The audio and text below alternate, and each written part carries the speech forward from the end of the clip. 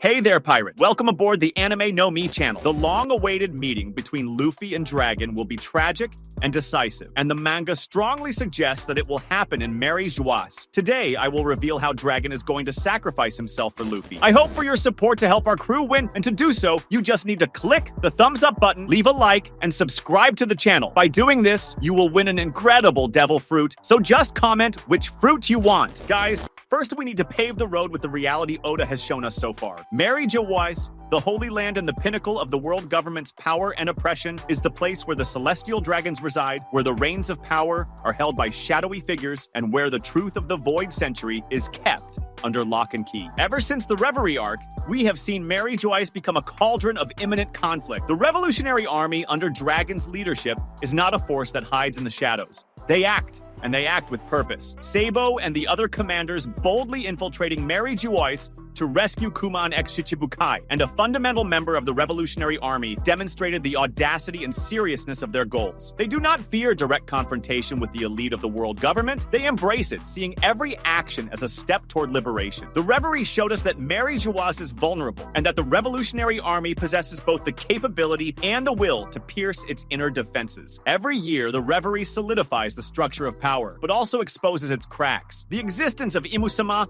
and the Gorosei, revealed during these events, adds a layer of mystery and a new dimension to the tyranny Dragon opposes. The Holy Land is not just a governmental headquarters. It is the heart of global oppression, and any action there has repercussions throughout the entire world. Dragon's motivation in Mary Geoise is crucial. He is there to prevent the arrival of supplies to the world nobles. And this is not some whim, but a military and symbolic tactic of extreme importance. The sustenance of the celestial dragons, and by extension the entire world government apparatus, depends on an uninterrupted supply chain. Cutting this vital line would be a devastating blow, not only logistically, but above all in morale and in the perception of invincibility that the world government prides itself on. Imagine the chaos and demoralization among the world nobles once they realize that their supply of luxuries or even basic necessities is compromised, and that the revolutionary threat is not merely philosophical, but tangible and imminent within their own home. This action would be a direct attack on their base of power, exposing the fragility of their authority. It is a strategy that reflects Dragon's intelligence, his ability to identify weak points and exploit them with surgical precision, something we have seen in his acts of subversion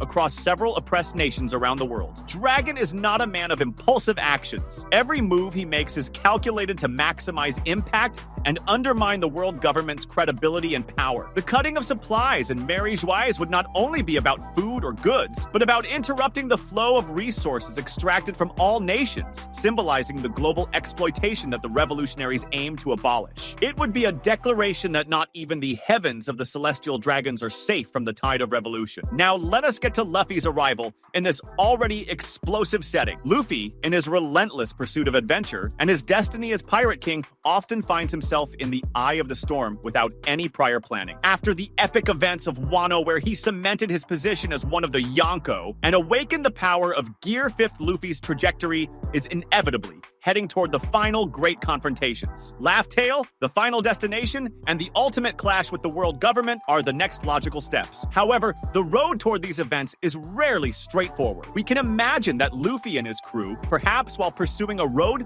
poneglyph or responding to a call for help from an ally in distress, end up approaching Mary Geoise. Or, in a more dramatic twist, maybe a rushed escape from a previous conflict throws them directly into the Holy Land, where chaos has already taken hold due to Dragon's actions. Luffy's chaotic and unpredictable nature is one of his greatest strengths, and at the same time, a magnet for the greatest conflicts. He does not seek fights, but fights find him, especially when someone's freedom is at stake. His moral compass, his unwavering sense of justice, and his inability to ignore the suffering of others would push him to intervene in any conflict involving oppression, regardless of who is on the other side. Luffy is the kind of man who, upon seeing injustice, does not hesitate to throw his hat and jump into the fray, and Mary Geoise, the pinnacle of injustice, would be the perfect stage for his intervention. Luffy's entrance into Mary Geoise would not be an intentional assault on the world government in the same sense as Dragon's, but rather an inevitable collision of destinies. He could be there to rescue one of his friends, perhaps a Reverie participant who was captured, or he may simply find himself dragged into a massive battle he cannot ignore. What matters is that Luffy's presence there would be the catalyst for the climax of this theory. The world government, already under Dragon's attack, would see the arrival of the infamous Monkey D. Luffy with his multi-billion bounty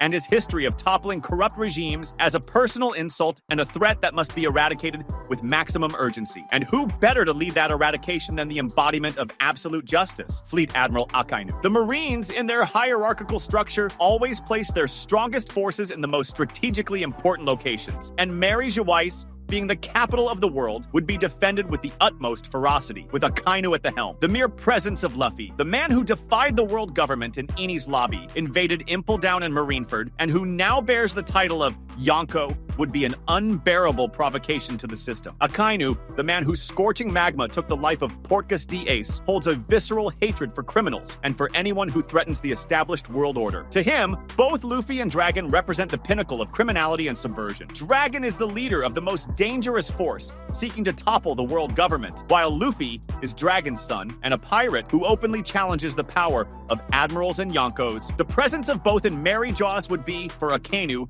a golden opportunity to eliminate two of the greatest threats to his vision of justice. The stage would be set for an epic tragedy, with Akainu relentlessly pursuing evil playing the role of executioner once again. We remember the trauma he inflicted on Luffy and Marineford, a blow that scarred the protagonist forever, not only physically, but psychologically. The repetition of such trauma, but in an even more personal and direct manner, would have a seismic impact. Akainu does not see nuance. His justice is binary, and anyone who opposes the world government is an evil that must be eradicated without mercy. The D lineage in particular is seen by him as a curse that must be purged, making Dragon and Luffy the targets of his most intense fury. The idea that the meeting between Luffy and Dragon will be sad rather than heartwarming is central to the dramatic weight of this theory. Instead of a warm embrace, mutual recognition of ideals, or a deep conversation about their pasts and futures, what we would get is a brief and desperate glimpse of a father who, despite his stoic and distant demeanor, cares deeply for his son. That concern is not invented.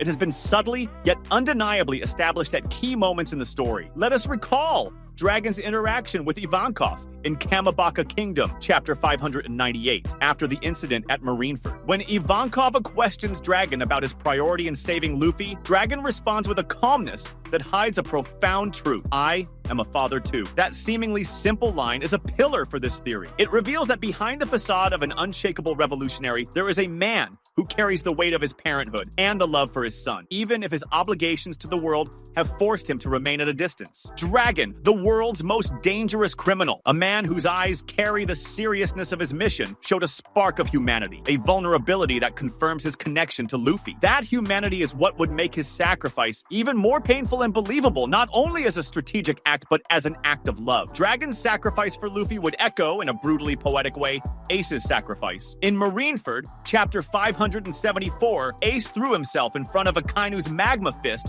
to protect Luffy, an act of brotherly love that cost him his life and left an indelible scar on the heart of the future Pirate King. The repetition of that pattern, but with Luffy's biological father, would be devastating. Dragon, seeing his son in mortal danger, perhaps cornered by Akainu or by an overwhelming force of the world government amid the chaos of Mary Geoise, would make the immediate and inevitable decision to place himself between Luffy and death. It would be a final act of fatherhood, a silent acknowledgement of his love, even if they never had the chance to express it in words. The scene would be filled with despair. Luffy, perhaps still processing the sight of his father for the first time, would be forced to witness his immediate loss history, repeating itself in a cruelly familiar way. The memory of Ace still haunts Luffy. Seeing his father meet a similar fate at the hands of the same executioner would be an emotional torture, surpassing any physical pain he has ever endured. Akainu's role in this scenario is that of absolute villainy. Not only would he once again be the catalyst of Luffy's grief, he would embody the very system Dragon dedicated his life to overthrowing. Dragon's defeat at Akainu's hands